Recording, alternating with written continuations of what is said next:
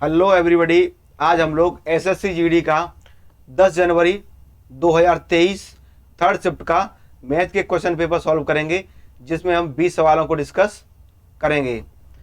पहला सवाल मिक्सचर और एलिगेशन से है, जिसमें कहा गया है कि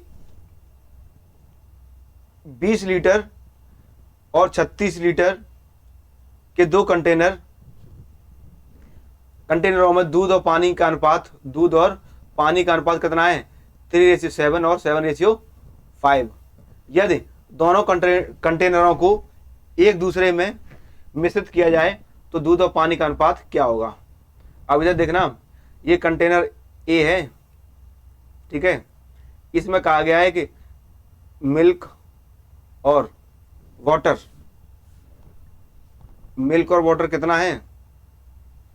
3:7 है।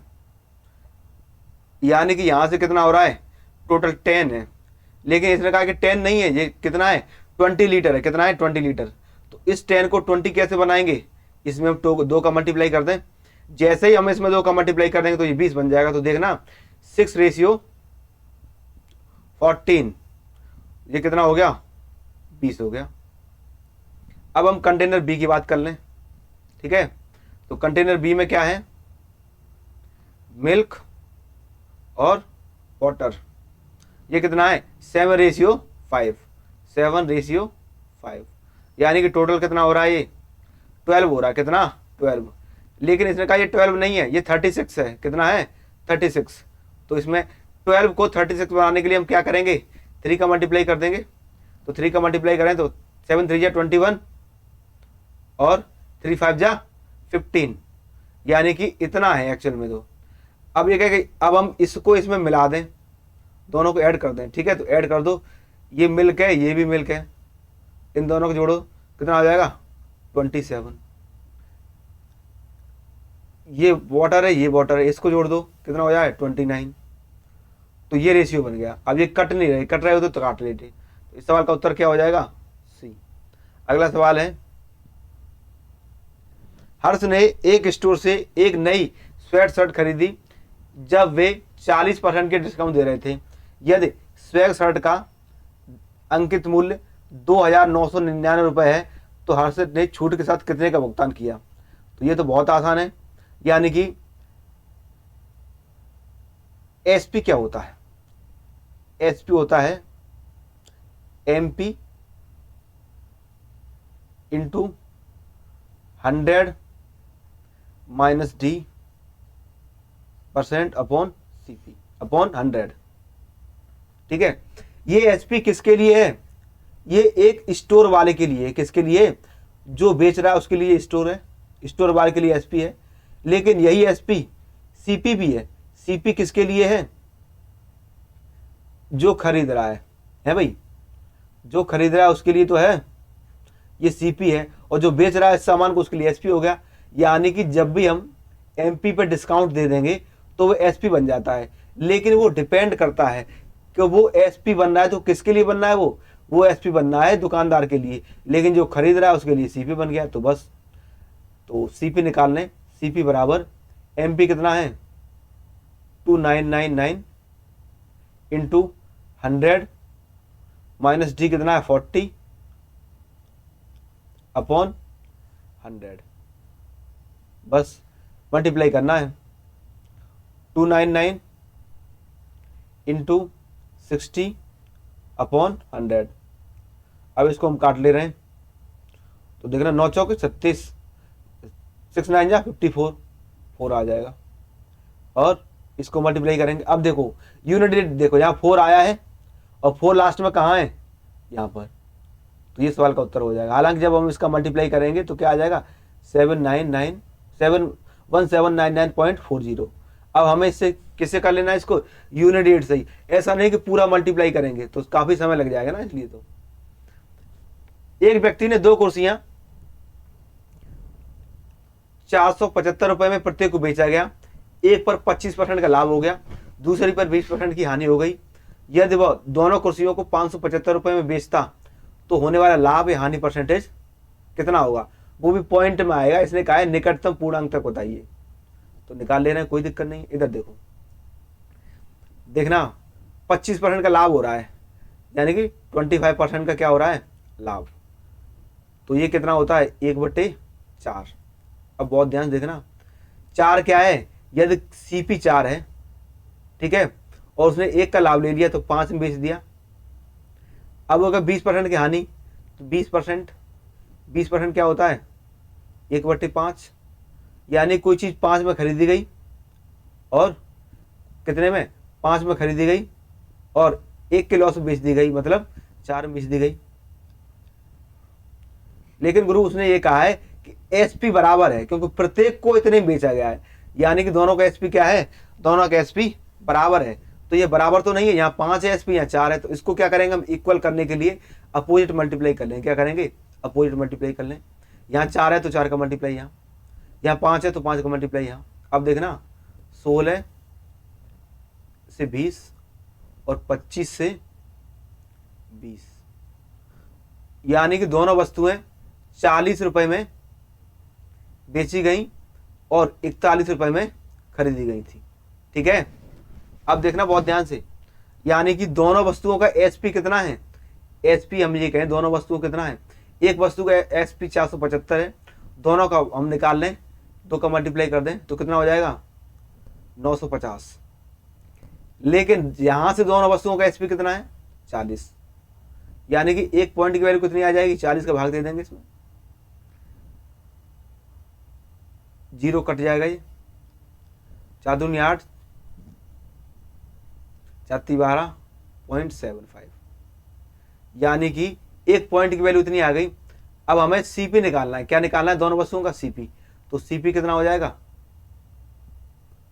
23.75 इंटू 41।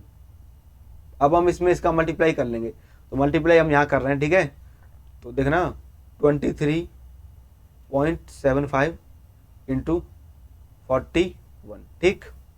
तो देखना 5 7 3 2 इंटू 5 चौक 20, 7 चौक 28, 29 30, 3 4 12, 13 14 15, 4 दूनी 8 और 1 9। अब जोड़ रहे हैं 5 7 3 7 9, यहाँ पॉइंट लगा देंगे, यानी कि CP एक्चुअल में इनका है कितना, CP है 973.75। उसने दोनों वस्तुओं को इतने में खरीदा था। उसने ये कहा है कि यदि हम एक वस्तु को, कितने को, यदि हम एक वस्तु को 575 में बेचें, ठीक है, तो SP क्या हो जाएगा दोनों वस्तुओं का, है भाई, 1150 हो जाएगा। 575 में हमने 2 का मल्टीप्लाई कर दिया तो कितना हो जाएगा, 1150। अब क्या है, दोनों वस्तुओं को इतने में खरीदा गया था 973.75 में और 1175 में बेचा गया, तो लाभ हो गया। तो लाभ कितने रुपए का हुआ, इसमें से घटा लेंगे तो 176.25 अपॉन CP, इतने रुपए का लाभ हुआ। लाभ होता किस पे, CP पर। CP पे कितना है, 973.75 इंटू 100, ठीक है। पॉइंट हटा दो, ठीक है। अब बस इसमें 973.75 का इसमें डिवाइड करना है, चाहो तो इसको काट भी ले हम, ठीक है। तो काटें,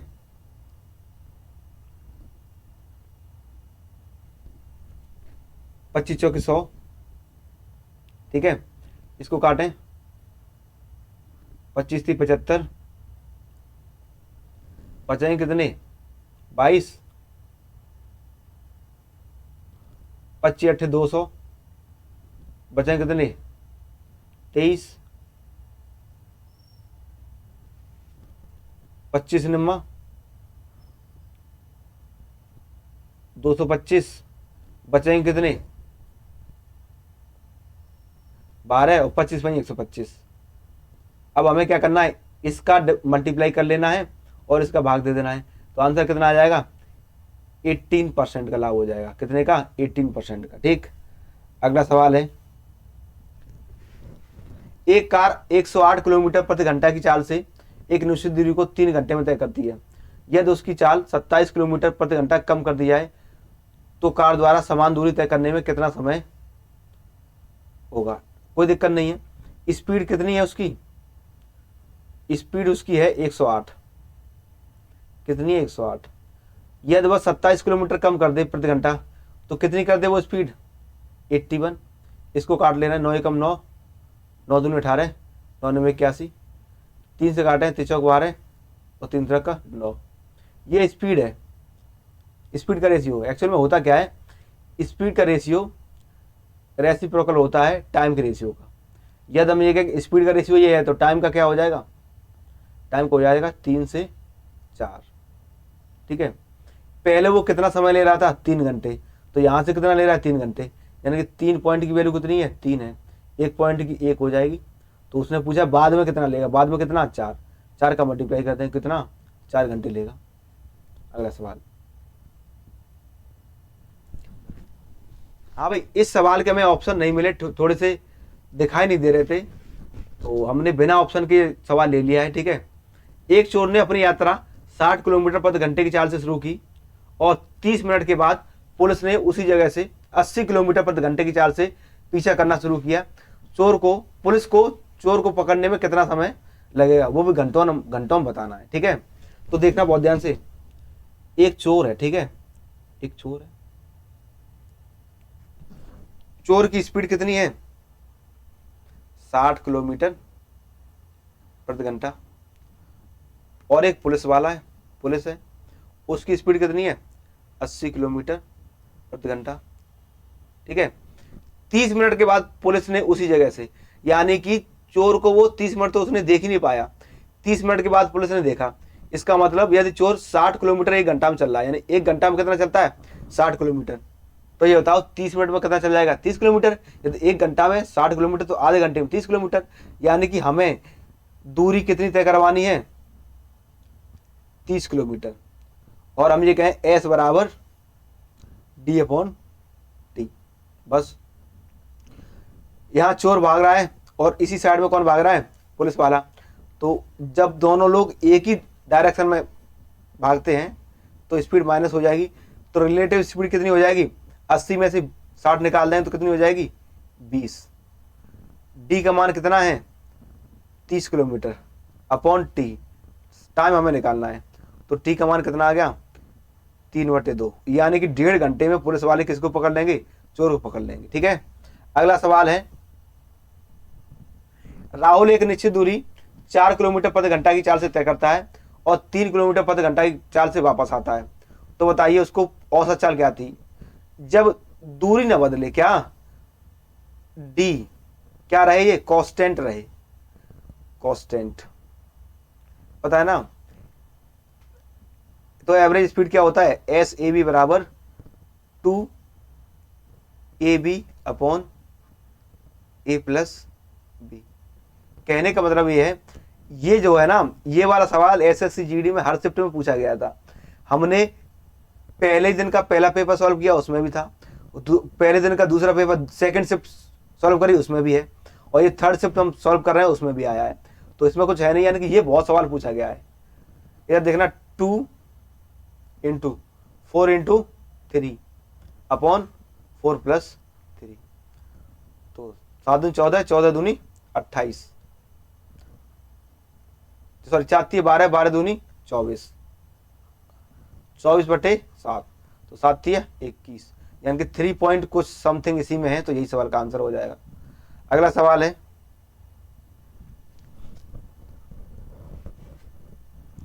रोहन ने अपनी यात्रा को 3 बराबर भागों में विभाजित करता है। वह पहले कार से 60 किलोमीटर प्रति घंटा की चाल से, दूसरे भाग को 40 किलोमीटर की चाल से और अंतिम भाग को 50 किलोमीटर प्रति घंटे की चाल से तय करता है। पूरी यात्रा में उसकी औसत चाल क्या थी? हाँ भाई, 3 पार्ट में उसने चाल तय करी है। कितना? पहले स्पीड 30 है, फिर 40 है, फिर 60 है। ठीक है, तो इसमें कुछ करना नहीं होता, ये भी बहुत आसान होता है। ठीक है, पहले हम क्या करेंगे, इनका एलसीएम ले लेंगे। तो कितना आएगा? 120। हमने क्या करा, इनका एलसीएम लिया है और एलसीएम कितना आया है? 120। और ये कितनी बार चला है? 1 2 3, तो 3 का मल्टीप्लाई कर ले रहे हैं, ठीक है।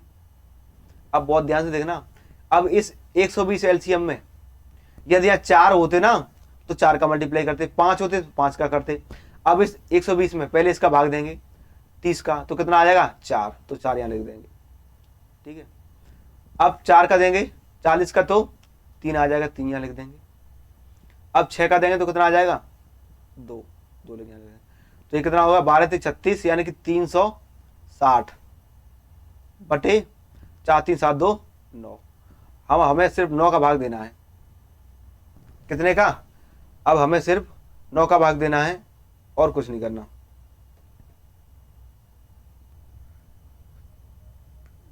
ए भाई ये बताओ, हमने 60 कहाँ से लिख दिया, 60 तो इसमें कहीं है ही नहीं।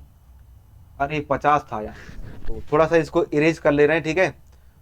हालांकि इरेज करने की जरूरत नहीं है, यानी कि यहाँ 50 था बस, तो हम यहाँ नीचे बता दे रहे हैं, ठीक है। गलती से मिस्टेक हो गया, यानी कि 30 वही करना है, 40 और 50। हमें क्या करना है, इनका एलसीएम लेना है। एलसीएम कितना आ जाएगा इसका 600। अब ये 3 डिस्टेंस है, 3 स्पीड है, तो 3 का मल्टीप्लाई कर देंगे। अब कुछ करना नहीं है, ये 600 है ना, 600 में इन स्पीड का डिवाइड करना है, तो कितना आएगा, 30 का करेंगे तो कितना आएगा 20, ठीक है। इसका करेंगे तो कितना आएगा 15, और 50 का करेंगे तो कितना आएगा 12। तो ये कितना हो गया 6 × 18 यानी कि 180, 1800, ठीक, अपॉन इसको जोड़ लें 47, कितना 47। अब हमें क्या 47 का इसमें 1800 डिवाइड करना, तो यहाँ कर ले रहे हैं हम, ठीक है। 1800 डिवाइडेड बाई 47, ठीक। अब देखो ऑप्शन पर डिपेंड करता है, हम इसमें 3 का मल्टीप्लाई कर रहे हैं, कितने का 3 का, तो 3 का मल्टीप्लाई करें, 3 का डिवाइड करें, यहाँ 3 आ जाएगा। तो देखना 7 × 21 बचेंगे 2, 4 × 12 13 14, यहाँ कितना बचेगा 9, यहाँ पर 3 और यहाँ पर 0। अगला अंक उतार लेंगे ये वाला। अब हम या तो 5 का मल्टीप्लाई करें या फिर 8 का करें, ठीक है, क्योंकि ये दोनों ऑप्शन तो होंगे ही नहीं, ठीक। तो हम यहाँ पे मल्टीप्लाई करके देख रहे हैं, 8 से डिवाइड करें, कितने से 8 से, तो देखना कितना आ जाएगा, 8 से मल्टीप्लाई यहाँ कर लो, 56 856 48 49 50 51 52 53, कितना आ जाएगा 832 37। इसमें से माइनस कर दो, 4 बचेगा या 1 बचेगा, हाँ भाई, तो 38 सही 14 बटे 47 सवाल का उत्तर हो जाएगा। अगला सवाल, ए कार्य को 8 दिनों में पूरा करता है। ए जो है किसी काम को ना 8 दिनों में पूरा कर लेता है, यहां लिख ले रहे हैं, ए किसी काम को 8 दिनों में, वहीं बी 24 दिनों में पूरा करता है। वे एक साथ काम शुरू करते हैं, लेकिन कार्य पूरा होने से 4 दिन पहले ए छोड़ देता है। संपूर्ण कार्य को करने के लिए ए और बी द्वारा कितने दिन दिए गए, यानी दिनों की संख्या निकालनी है। यानी कि कार्य पूरा होने से 4 दिन पहले ए छोड़ देता है। इस लाइन को ध्यान रखना। इसका एलसीएम ले रहे हैं, एलसीएम कितना आएगा 24। ये जो एलसीएम होगा ना वो क्या कहलाएगा टीडब्ल्यू। अब टीडब्ल्यू मतलब टोटल वर्क, कुल कार्य। अब इस टोटल वर्क में इसका डिवाइड कर दें तो कितना आ जाएगा, ये 3। 24 का डिवाइड करें तो कितना आएगा 1। ये 3 और 1 क्या है, एफिशिएंसी है, मतलब ए एक दिन में 3 काम कर रहा है और बी एक दिन में 1 काम कर रहा है। अब तुम सोच के देखो, 4 दिन पहले कौन छोड़ देता है, ए, काम खत्म होने से। यदि ए एक दिन में 3 काम कर रहा है तो 4 दिन में कितना कर देगा, 4 का मल्टीप्लाई कर देंगे, कितना कर देगा 12। 12 तो कर देगा, है भाई, कितना कर देगा 12। तो बस, यानी कि यदि 12 कार्य और होता है, इसमें 12 जोड़ दें, कितना हो गया 36 कार्य। टोटल वर्क कितना हो गया 36। यानी कि हम ये कह दें कि यदि ए छोड़ के ही नहीं आता, ये तुम्हें समझ में नहीं आ रहा होगा क्योंकि थोड़ा सा मैंने थोड़ा सा बहुत बढ़िया तरीके से किया है। कहने का मतलब ये है, यदि हम ये कहते हैं कि ए काम छोड़ के नहीं आता, ए पूरे दिन काम करता, तो ये काम कितना होता, 24 नहीं होता, जो काम कितना होता 36 होता। क्यों? क्योंकि एक दिन में 3 काम कर रहा तो 4 दिन में कितना कर देगा, 12 कर देगा। यदि 12 काम और होता तो ए पूरे दिन काम करता। अब इसमें कुछ बचा ही नहीं है। टाइम बराबर TW अपॉन इफिशियंसी। तो TW कितना है 36, इफिशियंसी कितनी है दोनों की 4, यानी कि दोनों को 9 दिन लगते। कितने? 9 दिन। ठीक है। अगला सवाल है, एक वस्तु का मूल्य 2 वर्ष में 1800 रुपए से घटकर 18,000 रुपए से घटकर 14,580 रुपए हो गया। तो बताइए वस्तु के मूल्य में वार्षिक ह्रास मतलब कितने, एक वर्ष में कितने % की गिरावट आई है, ये बताना है। तो देखना 1800 था, 18,000 था, ठीक है, और कितना हो गया 14,580 हो गया। ठीक है। अब देखना बहुत ध्यान से, 14,580 यहाँ रूट लगा लें, कितना रूट, ठीक है, स्क्वायर रूट। ये 3 होता तो क्यूब रूट, 4 होता तो 4th रूट। अब देखना 0 से 0 काट दें, ठीक है। अब देखो बहुत ध्यान से, अब हम यदि हम इसको 2 से काटें, कितने से 2 से, तो ये कितना हो जाएगा 900। ये कितना हो जाएगा 729। ये कितने का स्क्वायर हो, ये कितने का क्यूब रूट होता है 30 का। ये कितने का होता है 27 का। यानी कि वैल्यू 30 से घटकर 27 हो गई। कितनी घट गई 3, किस पर 30 पर गुणा 100, यानी कि 10% की क्या आई गिरावट आई। 10% की क्या गई गिरावट। ठीक है। अगला है 24 और 36 का तृतीय अनुपाती क्या होगा। तो इसमें कुछ भी नहीं है, तो ये होता है, इसको ए मान लें और इसको बी माने। तो थर्ड प्रोपोर्शन क्या होता है बी स्क्वायर अपॉन ए। बस बी स्क्वायर मतलब 36 गुणा 36 बटे ए का मान कितना है 24। 12 दूनी 24 और 12 तिया 36। 2 से काटें इसको 18 बार और 18 का मल्टीप्लाई कर दें तो कितना आ जाएगा 58। हाँ भाई, SSC GD में इसमें भी हर शिफ्ट में सवाल पूछे गए हैं, तृतीय अनुपाती, द्वितीय अनुपाती, चतुर्थ अनुपाती। हमने 3 शिफ्टों के पेपर हल कर लिए हैं और तीनों शिफ्टों में एक एक पेपर, एक एक क्वेश्चन पूछा गया है। अगला सवाल है, 2 शंकुओं के आयतनों के अनुपात कितने कितने हैं 3:2। इनकी त्रिज्याएं का अनुपात इतना है, तो ऊंचाइयों का अनुपात हमें बताना है। तो देखना शंकु का आयतन क्या होता है V1 रेशियो V2 क्या होता है 1/3 पाई R1 square into H1 upon 1/3 पाई R2 square upon into H2। अब देखना ये तो कांस्टेंट है दोनों, ये तो कट जाएंगे और इनका आयतन का रेशियो क्या है 3:2, 3/2। रेडियस का कितना है 3:4, तो 3 का स्क्वायर कर दें 3 into 3 into H1 upon 4 into 4 into H2। अब देखना 3 से 3 कट जाएगा, 2 से ये 2 कट जाएगा। तो अब हमें H1 अपॉन H2 निकालना है, इनकी ऊंचाइयों का अनुपात। तो ये दोनों 4 दूनी 8, इस 8 को जरा फेंक देंगे, 8 इसको नीचे ले जाएंगे, यानी 8:3। अगला सवाल है 5750 रुपए पर 1 वर्ष के लिए 16% की वार्षिक रूप से चक्रवृद्धि होने वाले ब्याज और अर्धवार्षिक वार्षिक रूप से चक्रवृद्धि ब्याज के बीच का अंतर कितना होगा।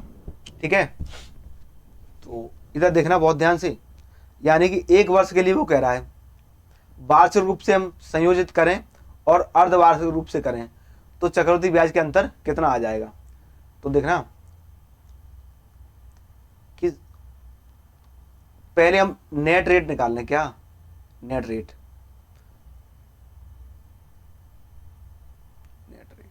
ठीक है, नेट रेट। ठीक है, तो 1 साल के लिए यदि वो 16% ही रहेगा, ठीक है, जब वो वार्षिक रूप से करेगा। कितने का?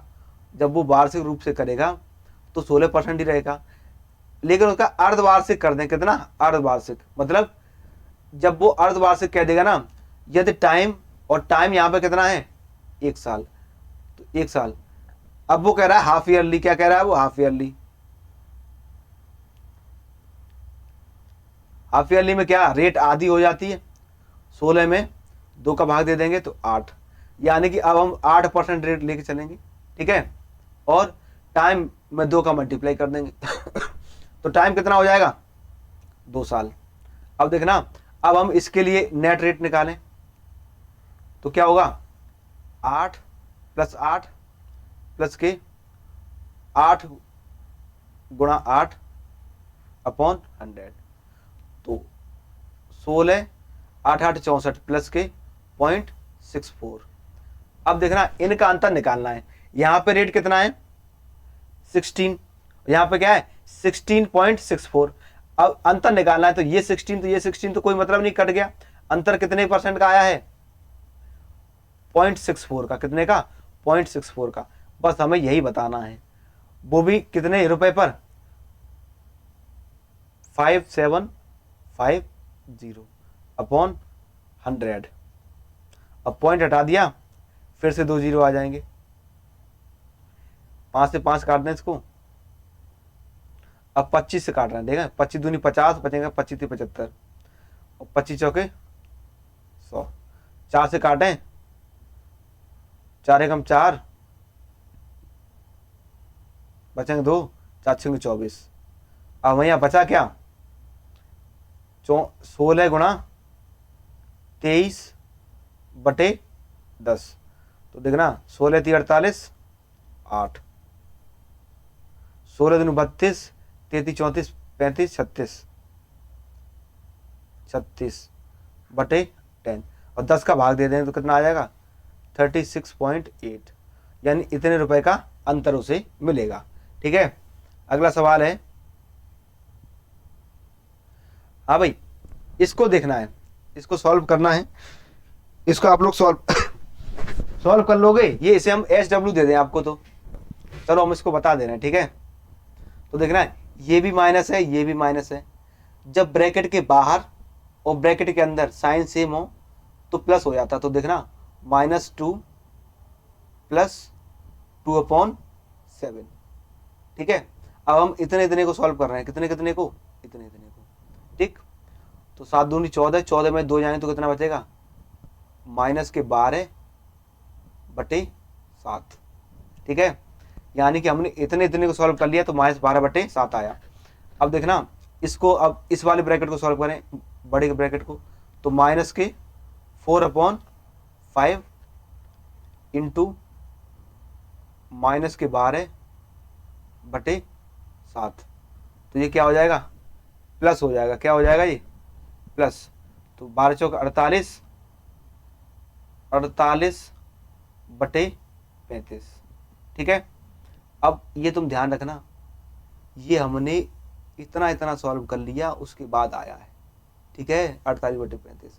अब हम इसको सॉल्व कर रहे हैं, तो देखना, -4/7, यहाँ डिवाइड है तो यहाँ इंटू कर देंगे तो संख्याएं बदल जाएंगी, 12/1 हो जाएगा। अब हम जब इतने इतने को जब हमने सॉल्व किया था तो क्या था? डिवाइड था, तो डिवाइड का यहाँ मल्टीप्लाई हम कर दें, और जैसे ही मल्टीप्लाई करें तो ये वाली संख्या बदल जाएगी। क्यों बदल जाएगी? क्योंकि इस पूरी जगह पे ये संख्या है, तो कितना हो जाएगा? 35/48। तो देखना, 12 चौक 48, तो ये 48 48 कट जाएगा, 7 × 7 7 5 35, उत्तर कितना आ जाएगा? -5, क्योंकि ये भी तो माइनस है अभी, ठीक है। अगला सवाल है, 28 के वर्ग को उस सबसे बड़ी संख्या से विभाजित किया जाता है जो 42 और 56 दोनों को पूर्णतः विभाजित कर सकती है, परिणाम क्या होगा? तो 28 के वर्ग को, 28 का वर्ग कितना होता है? 784। बड़ी से बड़ी संख्या निकालनी है जो इसको भी काट दे और इन दोनों को भी पूर्णतः विभाजित कर दे। तो इन दोनों कौन संख्या, इन दोनों क्या ले लेंगे? HCF ले लेंगे। HCF क्या होगा 14, यानी कि अब 14 संख्या इसको भी काट देगी, ठीक है। तो इस सवाल का उत्तर क्या हो गया 14। अरे इसमें तो 56 कह रहा है। मैं एक बार फिर पढ़ ले रहा हूँ। 28 के वर्ग को सबसे बड़ी संख्या से विभाजित किया जाता है जो 14 और 56 दोनों को पूर्णतः विभाजित कर सकती है। परिणाम क्या होगा? हाँ भाई, मेरे हिसाब से तो इसका ऑप्शन 14 ही होगा, ठीक है। और पता नहीं आयोग ने या फिर SSC ने इसका आंसर 56 कैसे दिया है। हालांकि मैं इसको एक बार चेक कर लूंगा, ठीक है। चेक करूंगा तो कौन सा वर्जन करूंगा? English version. इंग्लिश में मैं इसको चेक करके बताऊंगा, ठीक है। हालांकि मेरे यदि ये सवाल है तो इसका आंसर यही होना चाहिए, ठीक है। मैं एक बार इसका इंग्लिश वर्जन भी चेक कर लूंगा, ठीक है, उसके बाद बताऊंगा इसको। अगला सवाल है the curve surface area of, ये इंग्लिश ही हमें मिल पाया, इसका हिंदी वर्जन हमें नहीं पता, ठीक है। The curve surface area of A sphere is 1386 centimetre square, find the volume of this sphere, ठीक है। तो इधर देखो, स्फीयर का कर्व सरफेस एरिया क्या होता है? मतलब कर्व सरफेस एरिया मतलब वक्र पृष्ठ, क्या वक्र पृष्ठ, यानी कि CSA। कर्व सरफेस एरिया क्या होता है? CSA। वक्र पृष्ठ किसका? गोले का 4 पाई r स्क्वायर। और ये इसने दिया कितना है? 1386 है कि नहीं? तो कोई नहीं, तो 4 इंटू 22/7 इंटू r स्क्वायर हमें निकालना है, क्योंकि r निकाल के तो वॉल्यूम निकाल पाएंगे। इक्वल टू 1386, ठीक है। अब हम इसको कर रहे हैं, आज काट पीट इसकी करेंगे, ठीक है। तो देखना 11 दूनी 22, ठीक। तो 11 से काटें हम इसको, 11 कम 11 बचे कितने? 2। 11 दूनी 22 और 11 से 66। फिर इसको हम 2 से काटें, 2 छक्का 12 और 2 तिये 6, ठीक। अब हमें r स्क्वायर का मान निकालना है। r स्क्वायर बराबर 63 इंटू 7/4, ठीक है। यानी कि अब देखना 63 क्या होता है, ये r स्क्वायर का मान है, हमें r का मान निकालना है। तो ये होता है 9 इंटू 7 इंटू 3 इंटू 7/4। 63 को हमने तोड़ के ये लिख दिया है, ठीक है। अब इस पर रूट चढ़ा दें तो 9 किसका स्क्वायर होता है? 3 का। 7 7 2 बार है तो एक बार बाहर आ जाएगा। 4 का स्क्वायर, 4 इसका स्क्वायर रूट कितना? 2। तो कितना हो जाएगा? 21/2। ये क्या आ गई? इसकी रेडियस आ गई। अब क्या है? वॉल्यूम निकालना है, तो क्या होता है? 4/3 पाई r3। बस इसमें रख दो, रखें इसमें तो देखना 4/3 पाई का मान 22/7 इंटू r3 कितना है? 21/2 गुणा 21/2, 3 बार लिखना पड़ेगा, गुणा 21/2। तो देखना 2 दूनी 4 कट गया जी। 2 से इसको काट दें 11 हो गया। 7 21 से 21 काटें, कुछ नहीं बचा। 21 का स्क्वायर कितना होता है? 441 इंटू 11। अब 11 का मल्टीप्लाई इसमें करना है, बहुत आसान होता है। यहाँ कितना है? 1, तो 1 लिख दो। अब इन दोनों को जोड़ दो 5, अब इन दोनों को जोड़ दो 8, अब ये है तो यहाँ लिख दो 4। तो कितना आ जाएगा? 4851 सेंटीमीटर क्यूब।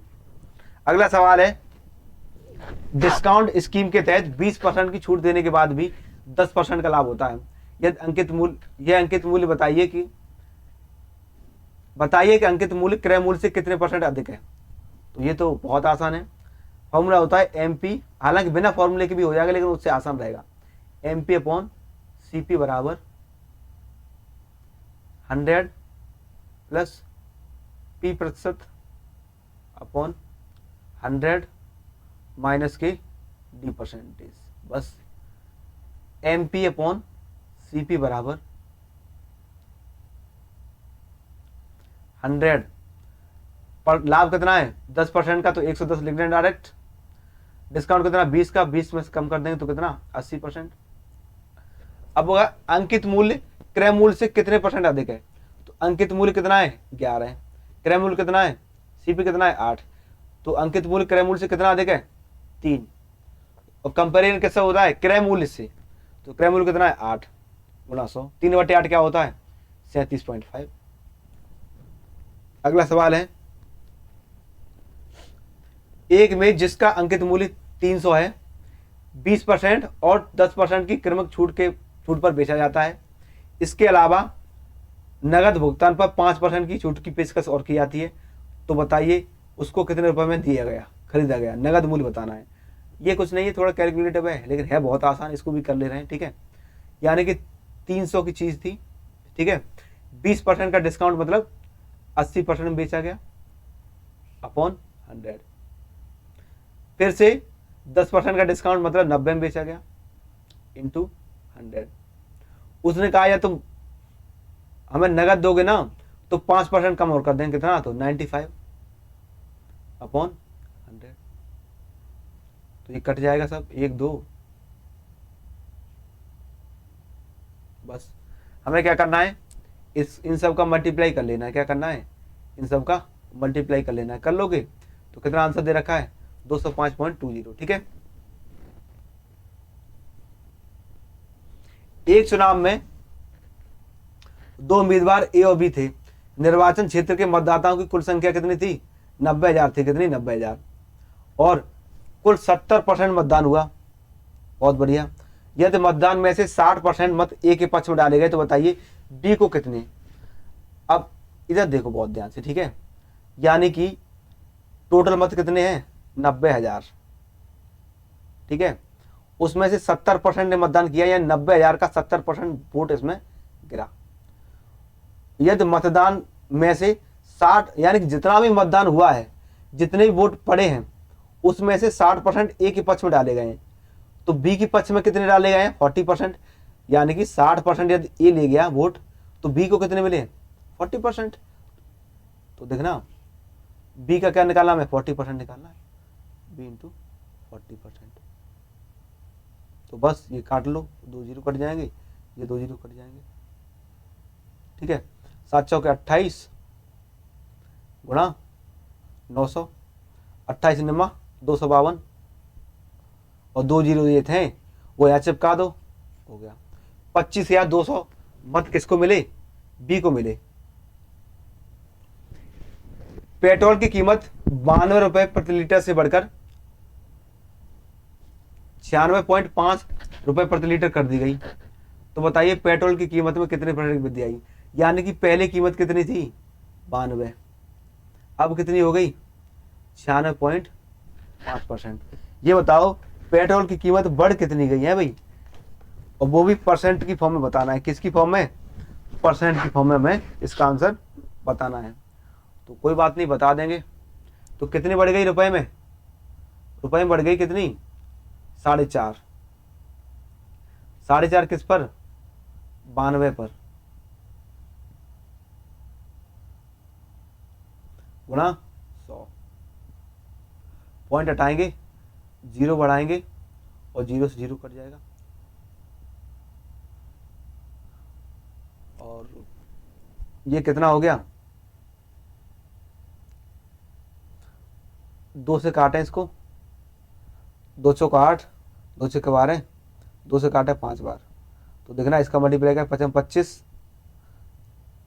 520 2 22 डिवाइड बाई 46, अब 46 का डिवाइड इसमें करना है। ठीक है, तो हम यहाँ कर ले रहे हैं डिवाइड 46 डिवाइड बाई 225। तो 46 में यहाँ हर जगह 4 4 ही है, तो 46 इंटू 4 कर ले रहे हैं, 4 बार डिवाइड कर दें तो देखना 6 चौक 24, 4 छंग 24, 4 कैरी 2, 4 चौक 16 17 18, घटाएं 1 बचेगा, यहाँ पे 4 बचेगा, 41 बचा। ठीक, पॉइंट लगा दें और यहाँ पर 0 बढ़ा दें।